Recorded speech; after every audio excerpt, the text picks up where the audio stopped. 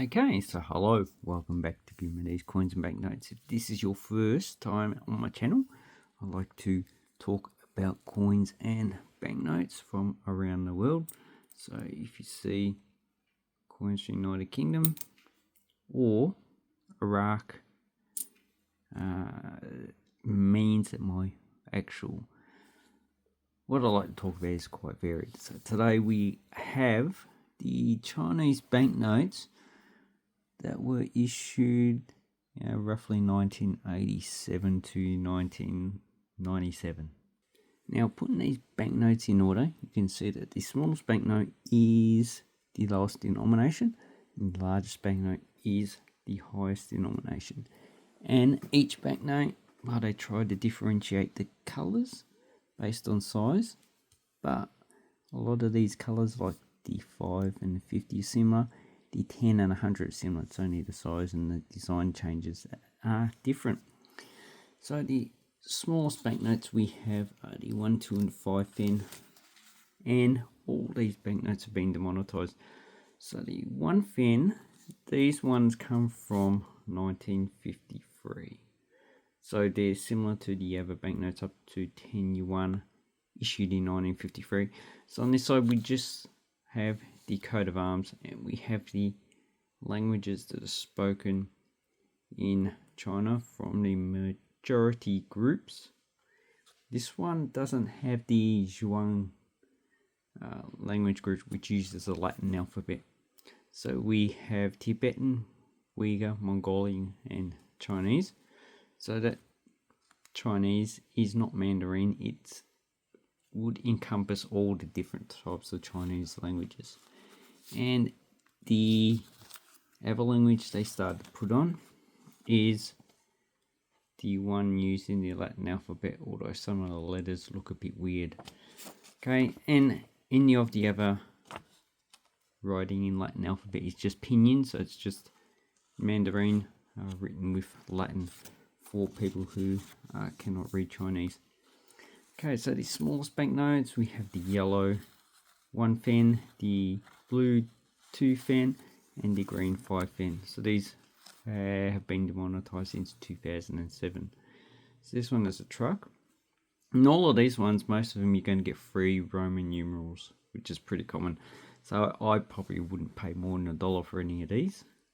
But if you got 2 free Roman numerals, as well as Eastern Arabic numerals, like they have here, that's Eastern Arabic, then those ones are the ones that are worth more. So this one just has a truck or a lorry in the United Kingdom. The 2 fen has a DC7, or it's the actual Chinese Russian version, Lusanov Li 2, so it's just a different license which they named it. And also the door for the passengers, not on this side, it's on the other side. It's also a major difference. They used those during the Second World War under license. Then we have a steam powered cargo ship. Oh, it could be a trawler. It looks like a fishing trawler to me. So there's that one, and as you can see, this one's probably been in circulation. Now if you go to China, you're not going to get any of these denominations, either coins or banknotes, because they're the low value, and pretty much they just use apps to pay for everything these days. Okay, so in 1987 they actually issued these banknotes, and this is the ethnic groups banknotes, or minorities. And each banknote has a different person, or 2 people, or 3 people, or 4 people that represent the different ethnic groups in China. So the smallest banknote we have is the 1 jiao, and this one you can still use. The 1 and 5 jiao you can still use. All the others have been demonetised since 2019. So this one has a Gaoshan and a Manchu person. So the Manchus were the founders of the previous dynasty, the Qin dynasty, and now the Gaoshan are, it's probably a derogative word for the indigenous people of Taiwan. So these are people that speak Austronesian language. And if you don't know what Austronesian is, the most popular language will be Indonesian or Bahasa Indonesia or Malaya, as well as Maori in New Zealand, and up until the speakers of Hawaii. So that's the language. It's spread from Taiwan all the way to the Pacific. In Australia, we don't have any native languages for this language family, but it's very interesting. And the Manchus, so the Manchus are Tunnistic language, which they speak in Manchuria. So two different places in which these people probably didn't really interact in the past. But which is which? I don't know. I would say here's the Gaosan, so Gao, or Daisan, so it sounds like high mountains, and that's what it's supposed to represent. And so I'd say here's the Manchu. So it doesn't have the hairstyle of the typical Manchus you see in movies. On this side we just have the coat of arms with all the languages on it, as well as pinyin up the top and bottom. So for me, these ones are worth about $1, probably not even that. Okay, so I do have two of these. These are in sequence, so you can probably still get them in sequence and probably bundles, but they're slowly being broken up. Okay, the next denomination we have is the 2 jiao. So as far as I know, you can't actually use this anymore. So the next ethnic group, we have Koreans and the Boye. So these ethnic groups don't have a border. So this one's, as you would know, is close to the Korean peninsula.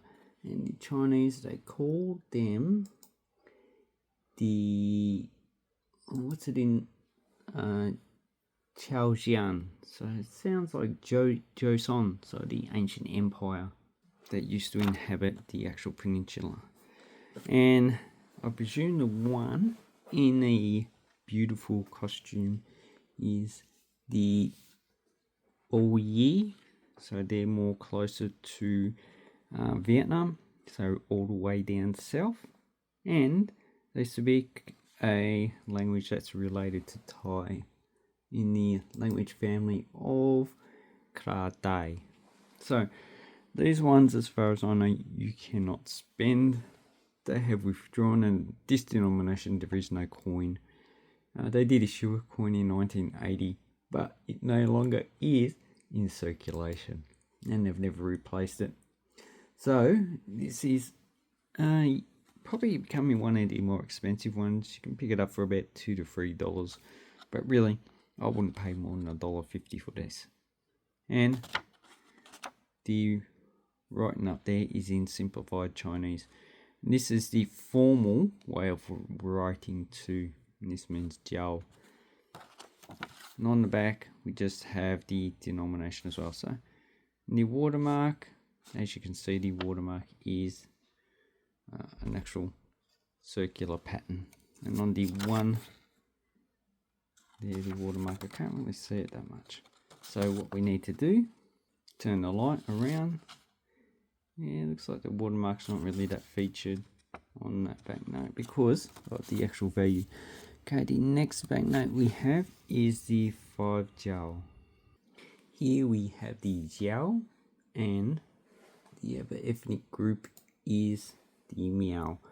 So, not meow meow. So, one of them is, I would say this one is probably the miao based on the actual hair covering, but I could be wrong. And this one, it looks like the Zhuang. So they're different ethnic groups. One speaks mostly Hmong, the other one Kra Dai, like the Thai language. But I think the Miao do speak various languages, which they have adopted. Okay, so this banknote is still legal tender in China, so you can spend it all day. You probably find it hard because a lot of places don't accept banknotes anymore. And on the back, we just have the current coat of arms of the People's Republic of China.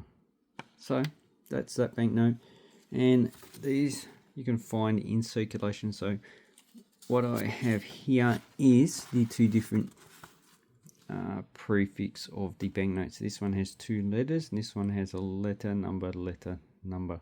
So that's the variation. So when they've printed enough of these, I wouldn't be surprised if you get quite a few banknotes with the same serial number, because China's not too concerned with the actual duplication of the serial numbers. Okay, so now we get into the higher denominations. Here we have a 1 yuan, and as you can see from the 5 jiao, the orientation of the people is different, and also the design is pretty separate, in which we don't have a white border going around. So you have Yapman, People's Republic of China, denomination. And once again, we have the coat of arms on this side, so they've changed it. And we have 2 people on the banknote. Now, there are 2 ethnic groups, the Dong and the Yao. We have a Yao people, they speak a Hmong language, although it's probably other languages that they do speak. And the actual Dong people, they speak a Kra Dai. So a lot of these people, they speak Hmong Kra Dai, and it's not really much representation so far with the other ethnic groups that we have in China. Another language group that is pretty big is the Sino-Tibetan, so that includes most of these Chinese languages, Mandarin, Cantonese, as well as Tibetan, and it makes up majority of the population. So these 2 are different numbers, but what we have is we have birds, and this looks like typical Ming or early Qing dynasty pottery, so the Chinese pottery that you can find online.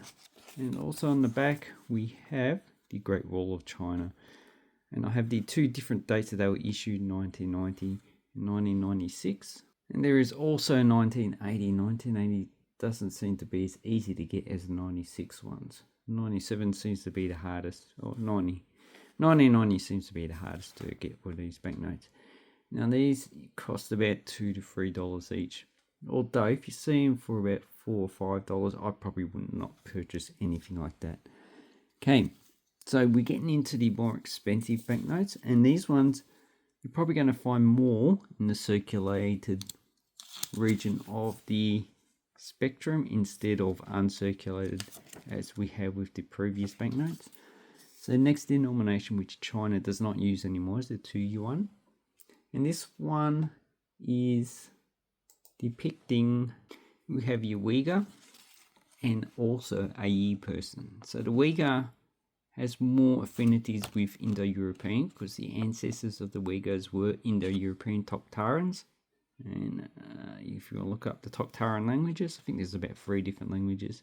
So a lot of features you probably find similar to the neighboring groups of Central Asia as well as the Russians. So we have the more European eyes, the more nose that's a lot bigger, and also the mouth. And here we have a Yi ethnic group, which is closer to Vietnam as well. So they mainly inhabit Sichuan, Yunnan, Guizhou, and Guangxi, which is all in southern China. So also 2 ethnic groups that don't neighbor each other. So you can see the ethnic groups on these banknotes are from different parts, separate parts of China, and not neighboring regions. So the Uyghur, they speak a Turkic language similar to Turkish, or related, should I say, not similar. And the Yi people speak a language that is it a Kra Thai? No, it's a Sino-Tibetan. So 2 different language families. So that is on this banknote. And also, I like the feature here. So we have some more birds flying around in the background. Once again, it's of a similar design as on the 1 yuan banknote. Now on the other side of this banknote, we have the Pillars of Heaven. So these are about 24 kilometers off Hainan Island, which is the southern island of China in the South China Sea. And it also has inscriptions, so you can see the inscription on the actual out in the ocean. So I looked at Wikipedia. The photos look a bit different. So and the watermark is, because this has been circulated somewhat, it's a bit hard to tell what the watermark is. So I'm just going to say it's just different types of patterns. Anyway, the value of this banknote is a bit more expensive. Probably in this condition, probably paying less than $5. But if you want an uncirculated one, which is probably better to get, you'll be paying about $10 to $20 for one of these banknotes. And if you're going to use this in China, well, you can't. You can probably sell it as a collector's item. Okay, the next banknote we have is the 5-year one. So this has a beautiful picture of, looks like is that a phoenix flying in the sky? Anyway, the two ethnic groups we have on this is different, because the other ethnic groups are all the same sex. So here we have 2 females. Here we have also have 2 females. And 2 females as well. How about these 2? Yeah. See, a lot of them are females. So here we have a male and a female. So we have a Tibetan female and a Hoi male. Hois are just Han people that have adopted Islam. So they, in general, speak one of the Sino-Tibetan languages, most likely just a variety of Mandarin. And the other side of this banknote has the Wu Gorge. And the Wu Gorge is in the Yangtze River. It's actually quite nice. It looks like a limestone karst formation in which the river is easily dissolving as well as eroding the actual limestone on the banks of the river. Okay, so there's only one date for this banknote. That's 1980. And as far as I know, the replacement banknotes start with J and Z. So this one's A, so it's not a replacement banknote. And the next denomination we have, so this was the highest denomination up until 1987. So from 1955 to 1987, 10 yuan was the highest denomination. And this one has 2 males. Also, no, that looks like a flaming bird. So this is probably images from Chinese mythology, which I cannot place. If anyone can, please leave a comment down below. The watermark is a person. Is that the same on the 5? No, the watermark. I can see the watermark. Ah, no, see? On the 5, the watermark is a spade coin. I'm unable to recognise where it's from because it has no inscription on it. But that's one of the first currencies of China, spade coins. This one has an ethnic group in it. It actually looks like this guy here. So these are probably just people who have stood in and done portraiture. So this one has a Han and a Mongol person. So if I was to guess, I'd say that he's a Mongol and he's a Han person. So the Mongols live in Mongolia as well as Inner Mongolia. And the Han people, the languages they speak, Cantonese, most likely lots of varieties of Mandarin. And on the other side, we have Mount Everest. So Mount Everest is the English name. The Nepalese name is Sagarmatha, so goddess of the sky. And the Tibetan name is Komolangma. Now, I've butchered those because I don't speak either language, and that means Holy Mother. And the Chinese name is Sumulang Ma Feng.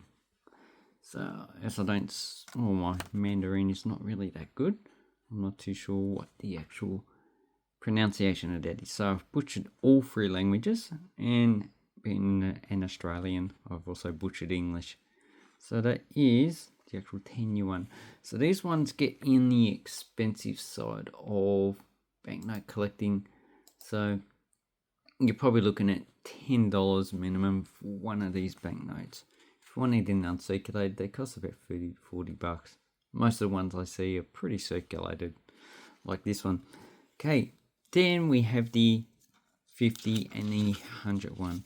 So this one doesn't have actual ethnic groups. They look like all Han people, but they're different types of professions you can get. So we have industry, agriculture, and intellectuals. And if you know anything about communist ideology, they're the main ones. So the bourge, the rich people, are actually not in this, because these are the people that actually make society function.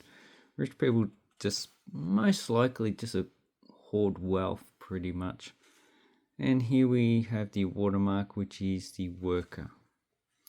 So this, and also this has braille on it for the people who are visually impaired. In the background you can see it has beautiful earlier Chinese stylized designs, patterns. So this is more of a Chinese style type of banknote. On the other side we have a waterfall, and this is the Hukou waterfall on the Yellow River. It is the second largest waterfall in China and the world's largest yellow waterfall. So the yellow waterfall, yellow in the water will be coming from clays and silts that are in the water. So obviously there's a high erosion rate of the actual rock. So it must be soft mudstone or siltstone, in which it's easily eroded, and there has to be a high water inflow for that to happen. So that's on that banknote. Look at the waterfall. You can actually look at real pictures on the internet, which I'm not going to show here. So this one's 1990, and the other date you can get is 1980, but the more common banknote is 1990, probably because by the time this was released, a lot more people had the money to actually get this banknote and use it in circulation. So these ones I don't really see uncirculated, and in this condition I brought this I think for about $20, in which the exchange rate at the time is equivalent to $10, which is not unusual. So it's actually quite a nice banknote. Okay, now the last banknote we have is the 100 yuan. So this was issued in 1988, and it has 3 people on it. So you should be able to recognize the first one, and that is Mao Zedong. So he's in the portrait. We have Zhao Enlai and Liu Shaoqi, Zhu Di. So these are all people who contributed to the founding of the People's Republic of China. And the watermark is Mao Zedong. And also we have braille on this side. And you can see there's only one serial number. There is no 2 for that. I probably could have put another one there, or probably even under there. But this is a nice purple banknote. It's actually quite a nice design. On the other side, we have a mountain peak, and that is the Jingang Mountains, which is the starting point of the Long March. So Mao Zedong and his Long March, which he tried to evade nationalist forces as well as Japanese. Okay, Yi Bai Yuan. So that's how you say 100 yuan in Mandarin. Yapa yuan. So Bai is 100. So quite a nice banknote. And these ones, you'd be paying at least $30 to $40 for, a circulated one like this. If you want it uncirculated, well, you're going to be paying probably at least $100, because being a high valued banknote at the time that these were taken out of circulation or replaced in 1999, they were pretty high value, and people wouldn't have had the income, and they probably wouldn't have seen one of these in their life, not until later on. So anyway, these are the Chinese banknotes used from 1987 up until 1999. They probably were still around in the 2000s, but they're quite a nice banknote series, and they encompass the full range of denominations that are currently in circulation. So I hope this helps you with your Chinese banknote, coin and collecting. Thank you and goodbye.